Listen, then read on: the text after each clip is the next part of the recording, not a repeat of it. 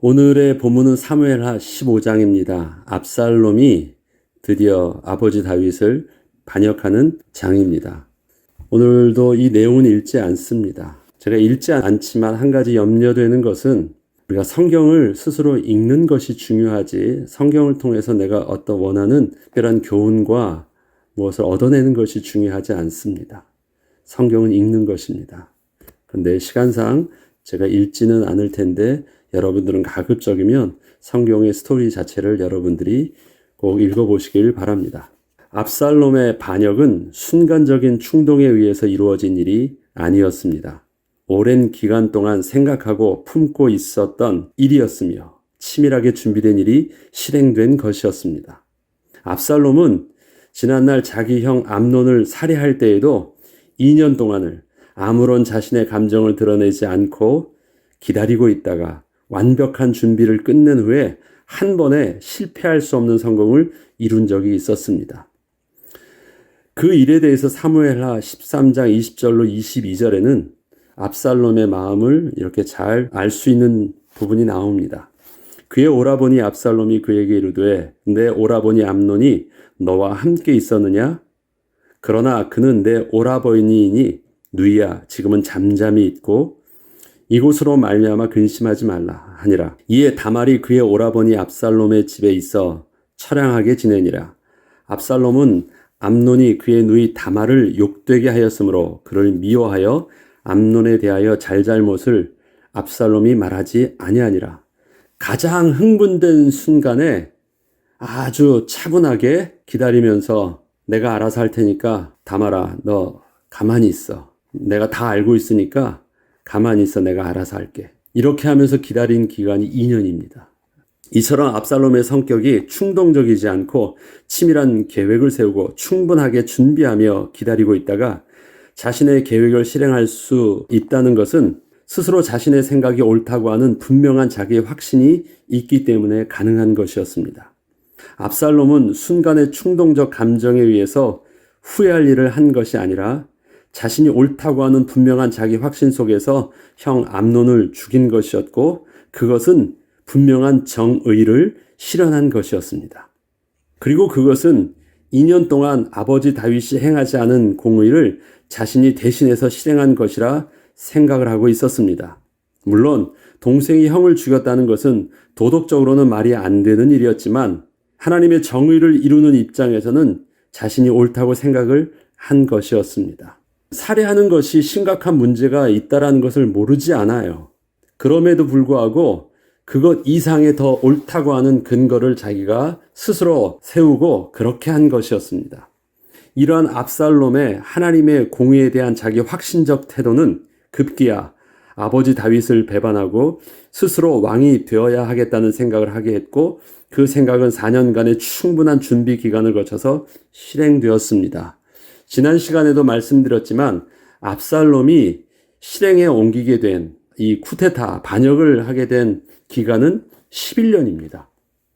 하루아침에 된 게 아니에요. 11년의 모든 기간들을 통해서 생각을 정리하고 행동을 계획하고 그 다음에 그 행동을 4년 전부터 조금씩 실행해 나가면서 모든 것들을 완벽하게 준비를 하고 그 다음에 완전히 반역을 한 것입니다. 지금 드러난 것은 한 번에 사건으로 드러나는 것처럼 보이지만 이것은 그 배후에 11년이란 기간이 있습니다. 그럼 11년의 기간 동안 압살롬이 그렇게 아무도 눈치채지 못하면서 치밀하게 할 수 있었던 것은 압살롬은 보통 사람은 아닌 것입니다. 이스라엘 사람의 마음을 압살롬이 훔치니라. 압살롬이 지금 4년 전부터 본격적으로 쿠데타에 대한 계획을 실행하기 시작합니다. 압살롬이 일찍이 일어나 성문 길 곁에 서서 어떤 사람이든지 송사가 있어 왕에게 재판을 청하러 올 때에 그 사람을 불러 이르되 너는 어느 성읍 사람이냐 하니 그 사람의 대답이 종은 이스라엘 아무 지파에 속하였나이다 하면 압살롬이 그에게 이르기를 보라 내 일이 옳고 바르다마는 내 송사를 들을 사람을 왕께서 세우지 아니하셨다 하고 또 압살롬이 이르기를 내가 이 땅에서 재판이 되고 누구든지 송사나 재판할 일이 있어 내게로 오는 자에게 내가 정의 베풀기를 원하노라 하고, 이스라엘 무리 중에 왕께 재판을 청하러 오는 자들마다 압살롬의 행함이 이와 같아서 이스라엘 사람의 마음을 압살롬이 훔치니라. 압살롬은 자신이 생각하고 있는 정의가 아버지 다윗보다 더 옳다고 생각을 하고 있었습니다.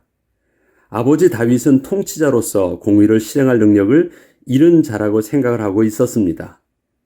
여기에 더해서 자신을 대하는 아버지의 태도는 압살롬의 마음에 분노가 일어나게 했고, 급기야 아버지를 죽이고 자신이 왕이 되는 것이 옳다는 생각을 하게 된 것입니다.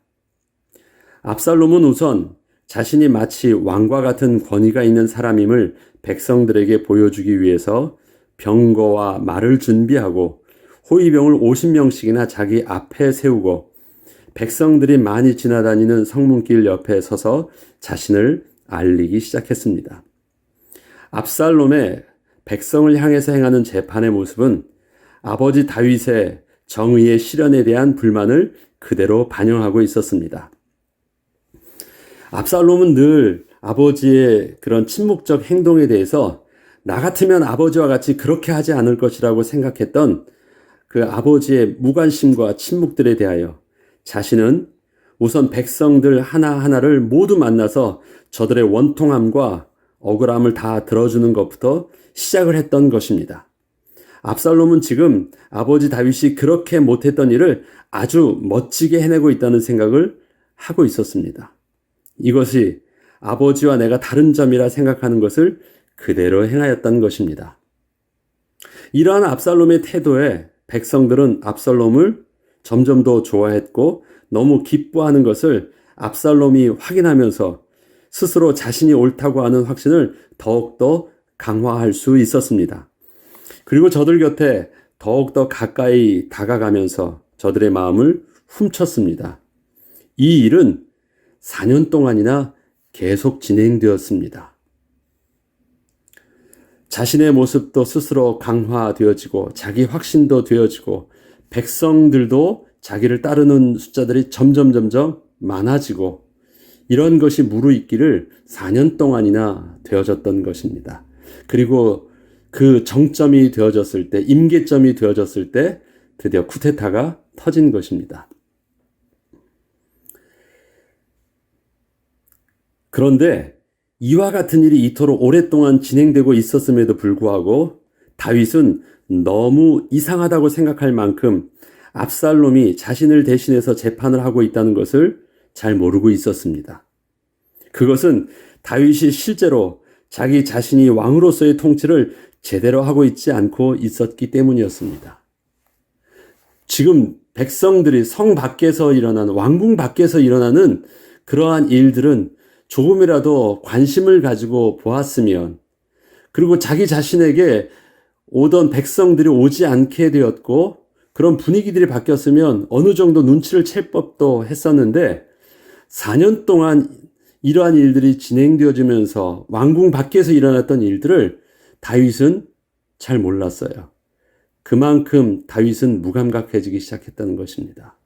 자기 자신이 스스로 왕으로서의 온전한 그 직분들을, 백성들을 가르치고 통치하고 또 모든 재판을 하며 진행하는 일들이 다윗의 삶 속에서 온전히 이루어지고 있지 않았던 모습을 반증하고 있습니다.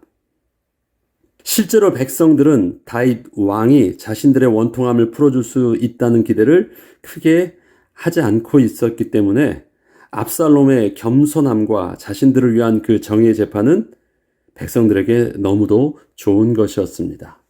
그래서 실제적으로 압살롬에게 가면 모든 것이 다 해결되어지었고 압살롬에게 있어서 가면 자기 마음이 속 시원한 것을 느끼게 된 것입니다.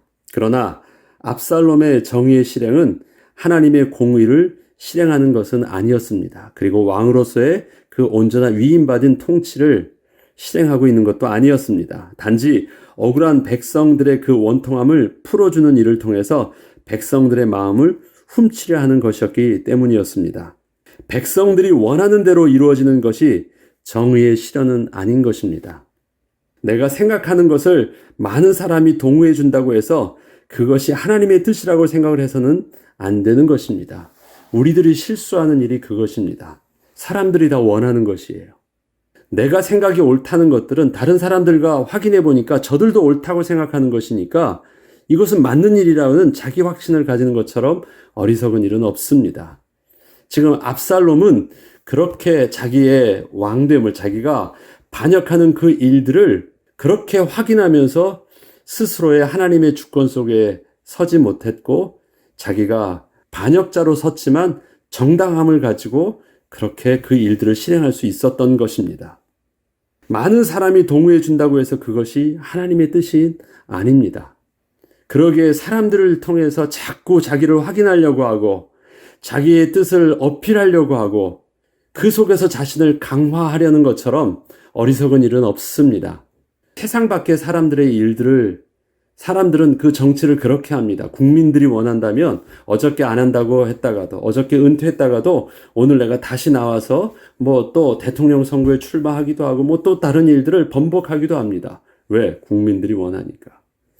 그러나 하나님의 뜻은 그렇게 묻는 것이 아니고, 하나님의 뜻은 그렇게 확인되어지는 것도 아니고, 하나님의 뜻은 그렇게 실행되어지는 것도 아닙니다. 그런데 압살롬은 자기의 모든 정당성의 근거를 백성들 앞에 두었습니다. 백성들이 바로 자기의 하나님이었고 자기의 힘의 근원이었고 자기의 영광의 베이스였습니다. 일이 커감에 압살롬에게 돌아오는 백성이 많아지니라. 자, 이렇게 되어지기 시작하니까 정말 압살롬은 자기 스스로 확신을 가지게 될 만한 일들이 눈앞에서 보여지게 된 것이에요. 점점 숫자는 많아졌고 백성들은 점점 자기를 따르게 되었고 자기의 마음도 점점 자신감이 충만했고, 그러면 된 것일까요? 그리고 쿠데타가 일어났습니다. 치밀하게 준비된 일들이었기 때문에 다윗은 속수무책 당할 수밖에 없고 급하게 아무것도 준비되지 않은 상태에서 맨발로 도망갈 수밖에 없었습니다. 그렇게 도망을 쳤습니다. 그리고 그 다음에 일어났던 몇 가지 일만 제가 발췌해서 읽어보겠습니다. 다윗이 예루살렘에 함께 있는 그의 모든 신하들에게 이르되 일어나 도망하자. 그렇지 아니하면 우리 중 한 사람도 압살롬에게서 피하지 못하리라. 다 죽게 된다는 말입니다. 그 중에서는 다윗 자신도 무관하지 않았습니다. 빨리 가자. 두렵건대 그가 우리를 급히 따라와 우리를 해하고 칼날로 성읍을 칠까 하노라. 보라, 사독과 그와 함께한 모든 레위 사람도 하나님의 언약궤를 메어다가 하나님의 궤를 내려놓고 아비아달도 올라와서 모든 백성이 성에서 나오기를 기다리도다. 왕이 사독에게 이르되 보라, 하나님의 궤를 성읍으로 도로 메어가라. 만일 내가 여호와 앞에서 은혜를 입으면 도로 나를 인도하사 내게 그 궤와 그 계신대를 보이시리라. 그러나 그가 이와 같이 말씀하시기를 내가 너를 기뻐하지 아니한다 하시면 종이 여기 있사오니 선히 여기시는 대로 내게 행하시옵소서 하리라. 다윗은 지금 자신이 당하고 있는 이러한 충격적 일을 하나님의 주권 속에서 지난날 자신이 지었던 그 죄에 대한 하나님의 징계로 보고 있습니다. 지금 자신을 따르는 모든 신하와 백성들은 지금의 이 반역을 압살롬의 음모로 보고 있으나 유일하게 다윗만큼은 하나님의 주권 속에서 지금의 사건을 보고 있는 것입니다. 이것은 압살롬이 자신의 아들이었기 때문에 그냥 그렇게 생각하려고 했던 것이 아닙니다. 다윗은 비록 아들 압살롬을 통하여 죽음의 위기도 느끼고 있었지만 이것은 압살롬과 자신과의 문제가 아니라 하나님과 자신과의 문제 속에서 이 사건을 보고 있던 것입니다. 이 다윗의 이러한 마음들은 그 다음에 16장에 나오는 다윗의 행동들과 다윗의 반응들을 보면 더 구체적으로 알 수 있는데, 아무튼 이렇게 다윗의 보는 사건은 하나님의 주권 속에서 지금 자신이 서 있음을 분명히 보고 있습니다. 제사장과 레위인들은 왕의 정통성을 지킬 수 있는 마지막 희망인 언약궤를 가지고 나왔습니다. 이것은 압살롬의 그 계략에 유일하게 맞설 수 있는 방법이라고 생각을 했기 때문이었습니다. 그러나 다윗은 이 사건을 하나님의 주권 속에서 보고 있었기에 하나님의 언약궤가 자신의 왕권을 유지하기 위한 정치적 도구로 사용되는 것을 원치 않았습니다.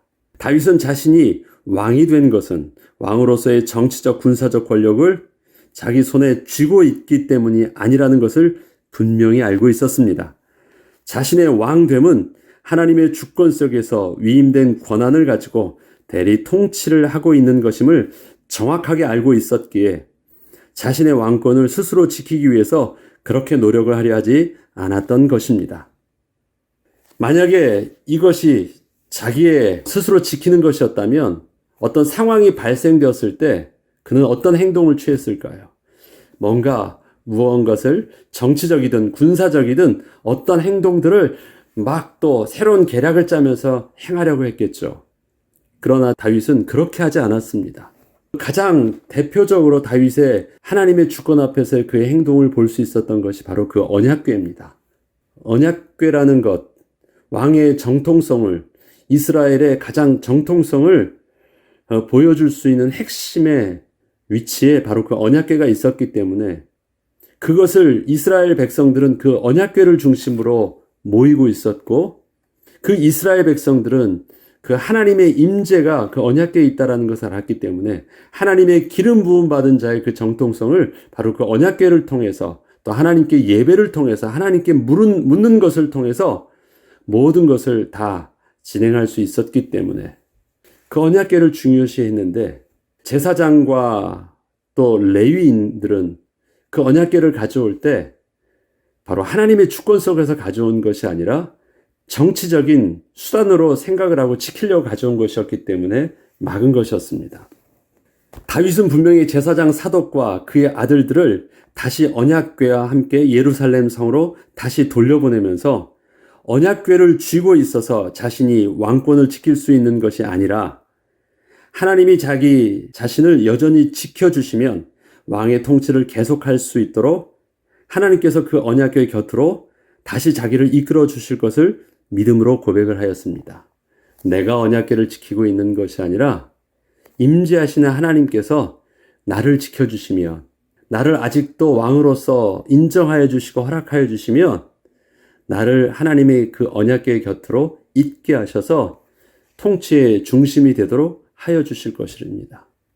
자, 언약궤를 자기가 지키려고 한 것이 아니라 언약궤가 나를 부를 것이다. 그것은 언약궤 문제가 아니죠. 하나님이 나를 지켜주시는 것을 언약궤를 통해서 자기 자신은 확인하고 싶어 했습니다. 그래서 언약궤를 그대로 두라는 것입니다. 하나님의 주권 속에서 사건을 바라보고 있는 다윗의 정확한 모습을 우리는 볼 수 있습니다. 다윗의 친구 후세가 곧 성읍으로 들어가게 됩니다. 이것은 다윗이 명령한 것이었습니다. 다윗이 감난산 길로 올라갈 때 그의 머리를 그가 가리고 맨발로 울며 가고 그와 함께 가는 모든 백성들도 각각 자기의 머리를 가리고 울며 올라가니라. 어떤 사람이 다윗에게 알리되 압살롬과 함께 모반한 자들 가운데 아히도벨이 있나이다 하니 다윗이 이르되 여호와여 원하옵건대 아히도벨의 모략을 어리석게 하옵소서 하니라. 다윗이 후세에게 이르되 내가 만일 나와 함께 가면 내게 누를 끼치리라. 그러나 내가 만일 성읍으로 들어가서 압살롬에게 말하기를 왕이여 내가 왕의 종이니이다. 전에는 내가 왕의 아버지의 종이었더니 이제는 내가 왕의 종이니이다 하면 내가 나를 위하여 아히도벨의 모략을 패하게 하리라. 다윗의 친구 후세가 성읍으로 들어가고 압살롬도 예루살렘으로 들어갔더라. 다윗의 지금 현재의 상태와 그의 심정을 자신의 얼굴을 가리고 맨발로 울면서 감람산으로 피신하고 있는 모습이 잘 대변해주고 있습니다. 지금 다윗의 이 상황은 그리 고상하게 믿음을 논하면서 여유 있는 행동을 할 때가 아닌 것입니다. 그러나 다윗은 지금 당장에 무엇을 하려는 동물적 반응보다 이 상황 속에서 하나님이 무엇을 원하시는지 알기를 원했기에 시간이 필요했고 사독과 후세는 이때 너무도 중요한 역할을 하게 된 것이었습니다. 다윗이 지금 여유가 있어서 그렇게 고상하게 언약궤를 가져다 다시 두라고 말하는 것이 아니라는 것입니다. 다윗의 실질적인 상황을 본다면 그는 너무나도 위급했고 그의 심정은 지금 자기 얼굴을 가리고 맨발로 산으로 피신하면서 엉엉 울면서 올라가고 있는 것입니다. 그런데 그렇게 여유 있지 않은 상황임에도 불구하고 그는 하나님 앞에서 그 믿음의 행동들을 그렇게 하고 있는 것입니다. 다윗은 제사장 사독과 그의 아들들 그리고 그의 모사이자 친구인 후세를 예루살렘으로 다시 돌려보내면서 사독에게는 하나님의 뜻을 기다리고 있다가 특별히 하나님의 음성을 듣거나 상황 속에서 특별하게 자기에게 또 들려줄 일들이 있으면 자신에게 알려주기를 청하였고, 후세에게는 아이도발의 모략을 패하게 하도록 하였으며 그 모략이 어떤 것인지 알게 되면 사독을 통하여 자신에게 알려주기를 원했습니다. 이 상황을 하나님의 뜻을 알기를 원했다라는 것입니다. 그런데 그 사독이 어디 있으면서 본래 있어야 할 그 자리에 있게 하시면서 불안하니까 내 속에 있으면서 나에게 하나님의 뜻을 물은 것이 아니라 본래 있어야 될 그 자리, 하나님의 언약궤가 있어야 될 그 자리, 중심이 어디 있어요? 다윗에게 중심이 있지 않고 하나님의 중심이 있어요. 그래서 사독에게 있어서 그 언약궤가 있어야 될 그 자리에서 성전을 지키며 하나님의 뜻을 구하면서 혹시 그 뜻을 알게 되면 나에게 알려달라고 말하고 있는 것입니다. 급할수록 더 천천히 가라는 말이 있습니다. 무엇을 하는 것보다 더 중요한 것이 무엇을 할 수 있는 영적 안정감을 회복하는 것입니다. 우리는 무엇을 먼저 하려고 해요. 그러나 하나님의 음성을 세밀하게 들을 수 있고 당황하지 않고 그대로 안정감 있게 할 수 있도록 하는 것, 그것이 우리에게 필요로 하는 영적인 안정감입니다. 다윗의 위기는 점점 더 심해지고 있는 듯 했으나 다윗은 그렇다고 해서 먼저 할 것을 놓칠 수는 없었습니다. 사무엘서는 다윗을 통하여 보여주시는 하나님 나라의 통치, 다스림의 모습입니다. 하나님이 통치하시는 하나님의 나라를 우리가 바라볼 때 가장 핵심이 되는 단어는 하나님의 주권입니다. 그래서 제가 계속 말씀을 나눌 때마다 하나님의 주권을 계속 강조하는 것입니다. 우리는 우리 앞에 벌어지는 상황과 사건 속에서 늘 하나님의 주권을 잊게 되는 경우가 많습니다. 그 사람이 나에게 행하는 일이니까, 그 사람 때문에 지금 이런 일들이 벌어지고 있으니까, 나는 지금 그 사람과의 갈등 속에 벌어지고 있는 사건을 대면하니까 이것을 하나님의 주권 속에서 보려고 하지 아니하고 그 사람과 내 문제 속에서 나도 모르게 바라보게 되는 경우가 많이 있다라는 것입니다. 우리의 삶 속에서 일어나는 하나님의 주권적 역사는 선택적으로 이루어지고 있지 않습니다. 때로는 내가 영적으로 좀 안정감이 있을 때는 하나님의 주권 속에서 일을 바라보려고 하다가 또 상황이 다급해지거나 그 감정적으로 격해지거나 그 사람이 내 앞에 가까이 다가오게 되면 그런 것은 하나님은 제해놓고 내가 먼저 그 일들을 실행하려는 것. 그래서 우리의 신앙생활이 선택적 하나님의 주권 속에서 자꾸 모든 것들을 진행하려는 경향을 보입니다. 그러나 우리는 하나님의 주권들을 바라볼 때 모든 것이 하나님의 주권 속에서 진행되고 있다는 것을 우리는 놓쳐서는 안 됩니다. 이와 같이 다윗이 하나님의 주권 속에서 사건을 바라볼 수 있었기에 하나님의 언약궤를 자신의 정치적 목적을 위한 수단으로 사용하려 하지 않았고 하나님의 뜻을 알기 전에 먼저 스스로 행동을 하려 하지 않을 수 있었습니다. 우리에게 언약궤 같은 것이 왜 없습니까? 우리에게 있어요. 언약궤 같은 것은 나에게도 패가 있다라는 것이에요. 상황을 딱 볼 때 너에게만 패가 있는 줄 알아? 나에게도 패가 있어. 내게도 아직 그것을 능히 할 만한 힘이 나에게도 있다라는 것입니다. 그것이 나에게 있어서 권세일 수도 있고 물질일 수도 있고 상대방의 약점을 내가 가지고 있는 것일 수도 있고 그 어떠한 모든 것들 나에게도 패가 있다라는 것, 그것이 언약궤를 수단으로 사용하려고 했었던 그 모습과 다를 바 없는 것입니다. 우리는 하나님의 주권 앞에 섰을 때 우리는 나에게도 패가 있다라는 어리석은 행동을 해서는 안 됩니다. 할 수 있으니까 하는 것이고 할 수 없으니까 내가 안 하는 것이 아닙니다. 할 수 있는 수만 가지 패를 내 손에 쥐고 있다 할지라도 그것은 내가 쥔 것이기 때문에 하지 않는 것입니다. 하나님이 하실 수 있도록 맡겨놓는 것. 다윗은 그것을 사울에게 쫓기면서 온전히 훈련받을 수 있었습니다. 그래서 비록 그의 삶 속에서 어리석은 행동이, 게을렀던 행동이, 미련함의 행동들이 그의 삶 속에서 실수와 실패로 나타났다 할지라도 실질적인 사건 속에서는 그 이상의 선을 넘지 않고 하나님의 주권 속에서 먼저 해야 될 것, 멈추는 법을 알았고 자기의 모든 것을 내려놓고 하나님의 행하실 일들을 기다릴 수 있는 법을 알았고 그렇게 진행을 했습니다. 저와 여러분에게 패는 없습니다. 우리 속에 있는 묘한 그 못된 구석이 내 패를 쥐고 뭔가 하나님 앞에서 해보려고 하거나 사람들 앞에서 상대하려고 하는 그러한 행동들을 우리가 하지 않아야 됩니다. 그래야 우리 손으로 건들지 않아야 모든 일들은 상황이 커지지 않습니다. 시험과 십자가를 말씀드릴 때 시험은 어떻습니까? 일이 막 커지는 것처럼 보이지만 건들지 않으면 아무 일이 아닌 것처럼 지나가는 것이 시험입니다. 건들면 그것은 긁어 부스럼 됩니다. 왜 건들게 될까요? 내가 패를 쥐고 있다고 생각하기 때문에 건들게 됩니다. 하나님의 주권 속에서 놔두면 아무 일도 아닌 것입니다. 오히려 그 일들이 지나간 후에 하나님의 우리는 큰 음성들을 듣게 되고 하나님이 완벽하게 이루셨던 일들을 하나님의 작품을 보게 될 것입니다. 다윗은 위기를 하나님의 인도함 속에서 극복하는 훈련이 되어 있었습니다.